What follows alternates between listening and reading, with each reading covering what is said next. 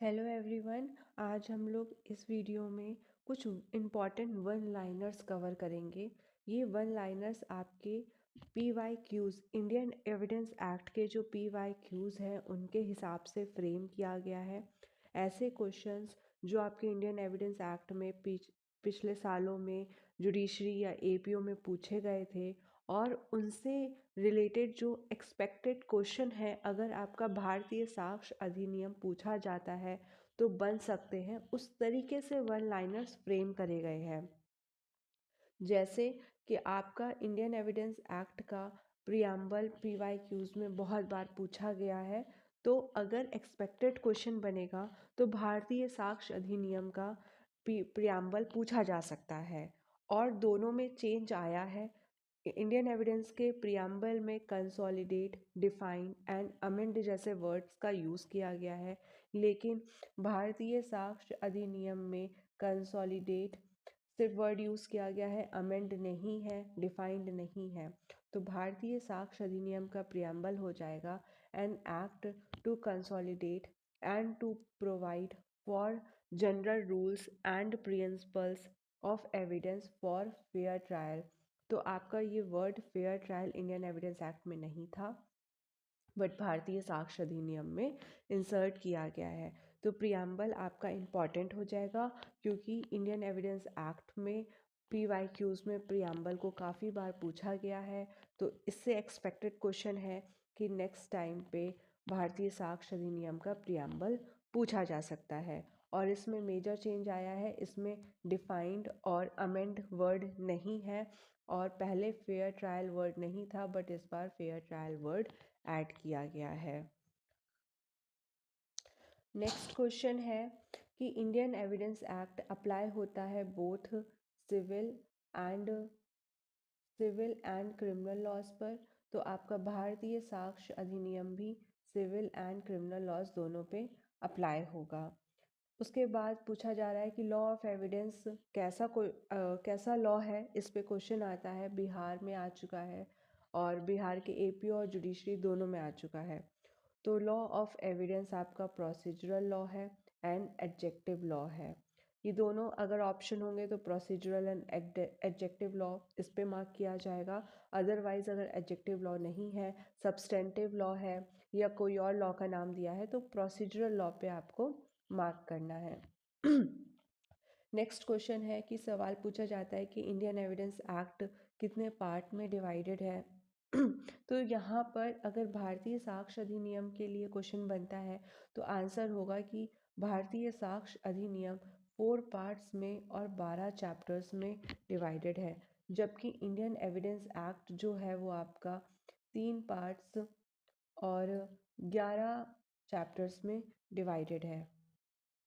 Next question है कि court में क्या क्या इंक्लूड होता है। आपकी जो कोर्ट की डेफिनेशन है तो वो आपका इंडियन एविडेंस एक्ट में भी कोर्ट की डेफिनेशन दी गई थी और भारतीय साक्ष्य अधिनियम में भी कोर्ट की डेफिनेशन दी गई है और कोई चेंज नहीं आया है। मल्टीपल टाइम्स इस पे क्वेश्चन बना है और इसमें अगर पूछा जाता है तो आपका आंसर हो जाएगा, इसमें जजेस आ जाएंगे, मैजिस्ट्रेट आ जाएंगे और वो सारे लोग आ जाएंगे जो लोग लीगली ऑथराइज हैं एविडेंस लेने के लिए। लेकिन कौन नहीं आएगा, तो इसमें आर्बिट्रेटर इंक्लूड नहीं होगा। उसके बाद क्वेश्चन है कि भारतीय साक्ष्य अधिनियम यहाँ पे एनफोर्स होगा, इन्फोर्स कब हुआ है, तो 1 जुलाई 2024 को एनफोर्स हुआ है। नेक्स्ट क्वेश्चन है कि भारतीय साक्ष्य अधिनियम डज नॉट अप्लाई टू। तो भारतीय साक्ष्य अधिनियम कहाँ अप्लाई नहीं होता है। तो भारतीय साक्ष्य अधिनियम आर्बिट्रेटर जो प्रिसीडिंग बिफोर द आर्बिट्रेटर है वहाँ, या फिर जो एफिडेविट है उस पर अप्लाई नहीं होता है। तो इन दोनों पे अप्लाई नहीं होता है, ये क्वेश्चन काफ़ी बार पूछा गया है। उसके बाद है भारतीय साक्ष्य अधिनियम कहाँ अप्लाई होता है।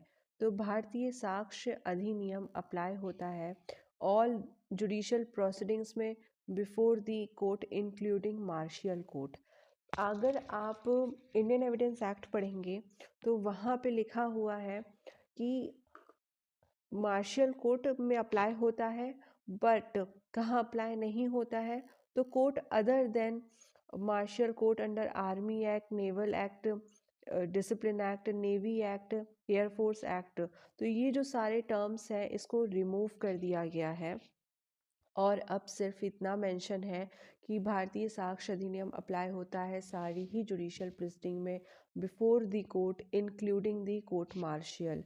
और ये जो अदर देन कोर्ट मार्शियल जो आर्मी एक्ट, नेवल एक्ट के अंदर होते हैं, ये इंडियन एविडेंस एक्ट में मेंशन था बट इसको रिमूव कर दिया गया है। तो अगर भारतीय साक्ष्य अधिनियम के अकॉर्डिंग क्वेश्चन बनता है और ये वाला भी पॉइंट, ये वाला आपका पूछा जाता है, मतलब कि ये ABCD किसी भी ऑप्शन में दे दिया जाता है, तो आप इस पे मार्क नहीं करेंगे क्योंकि ये अब हटा दिया गया है, ये आपको पता होना चाहिए।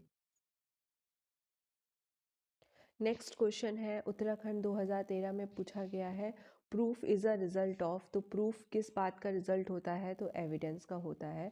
जब एविडेंस दिया जाता है, कोई फैक्ट प्रूव हो जाता है, सिद्ध हो जाता है, तो एविडेंस का रिजल्ट होता है प्रूफ।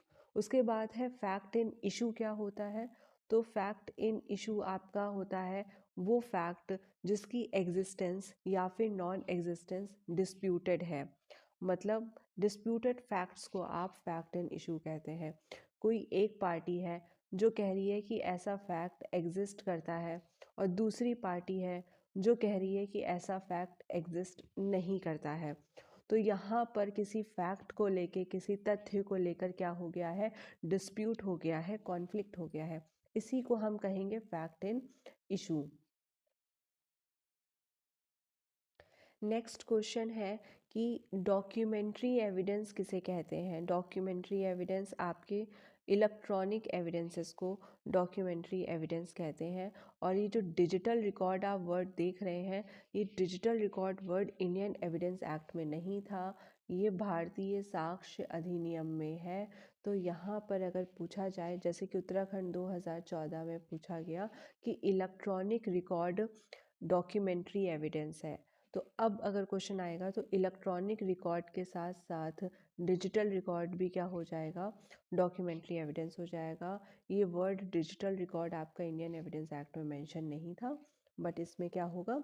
डिजिटल रिकॉर्ड भी इंक्लूड हो जाएगा। और ये 2 बार पूछा गया, एक तो राजस्थान में APO में पूछा गया है और जुडिशरी में भी पूछा गया है। उसके बाद है नेक्स्ट क्वेश्चन है नॉट प्रूव्ड।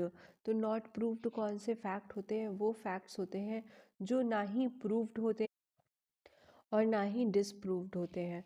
तो वो फैक्ट जो प्रूव नहीं हुए हैं और वो फैक्ट, वही फैक्ट जो डिसप्रूव्ड भी नहीं हुए हैं, ना ही प्रूव्ड हो पाए हैं और ना ही डिसप्रूव्ड हो पाए हैं, उनको हम नॉट प्रूव्ड कहते हैं। उसके बाद क्वेश्चन आता है कि प्रिजम्पशन ऑफ फैक्ट किस पर बेस होता है? तो प्रिजम्पशन ऑफ फैक्ट आपका लॉजिक पर, ह्यूमन एक्सपीरियंस पर, नेचुरल इवेंट पे एंड लॉ ऑफ नेचर पे बेस होता है।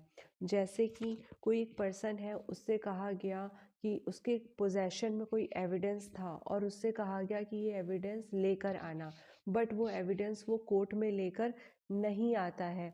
तो इससे क्या प्रिज्यूम किया जाएगा? इससे ये प्रिज्यूम किया जाएगा कि वो एविडेंस अगर वो लेकर आता तो उसके खुद के खिलाफ शायद प्रूफ हो सकता था।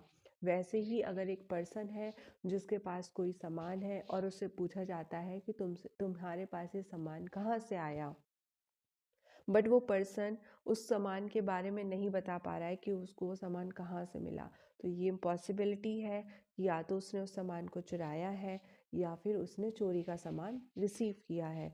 तो हम क्या कर रहे हैं यहाँ पे? किसी फैक्ट को प्रिज्यूम कर रहे हैं और हमारा प्रिजम्पशन ऑफ फैक्ट बेस्ड होता है लॉजिक पर, ह्यूमन एक्सपीरियंसेस पर एंड नेचुरल इवेंट पे या फिर लॉ ऑफ नेचर पे। तो ये आपको याद रखना है किस पे बेस होता है, इस पे प्री में क्वेश्चन पूछा जाता है।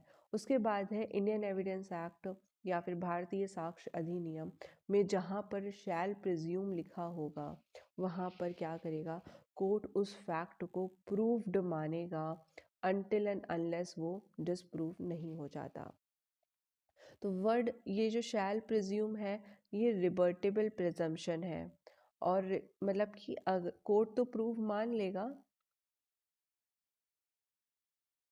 कोर्ट तो प्रूव मान लेगा तब तक जब तक वो डिसप्रूव्ड नहीं हो जाता, उसके कॉन्ट्रेरी एविडेंस लाकर उसकी नॉन एग्जिस्टेंस नहीं प्रूव कर दी जाती, तब तक कोर्ट उस फैक्ट को प्रूव्ड मानेगा, कोर्ट मानेगा कि वो तथ्य एग्जिस्ट करता है।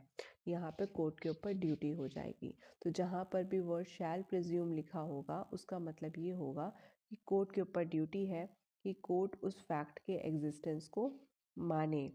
कब तक? जब तक उसको एविडेंस देकर डिसप्रूव्ड नहीं कर दिया जाता, रिबर्ट नहीं कर दिया जाता।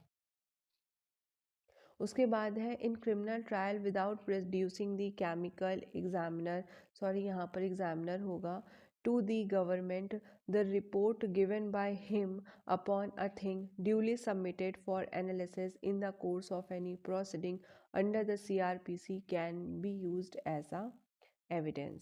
तो ये क्वेश्चन आपका इम्पॉर्टेंट है, ये यूपी HGS में पूछा गया है 2018 में। और एक क्वेश्चन अगर रिपीट होता है तो आपको याद रखना है कि जो केमिकल एग्जामिनर है अगर वो कोई रिपोर्ट देता है तो उसको एज आ एविडेंस यूज़ किया जाएगा।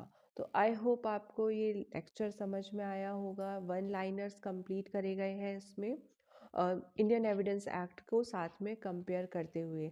इन केस अगर आपका फ्यूचर में भारतीय साक्ष्य अधिनियम से प्री में क्वेश्चन बनते हैं तो ये एक्सपेक्टेड क्वेश्चंस हैं जो आपसे पूछे जा सकते हैं, क्योंकि प्री में इंडियन एविडेंस एक्ट में ऐसे ही क्वेश्चंस पूछे गए थे।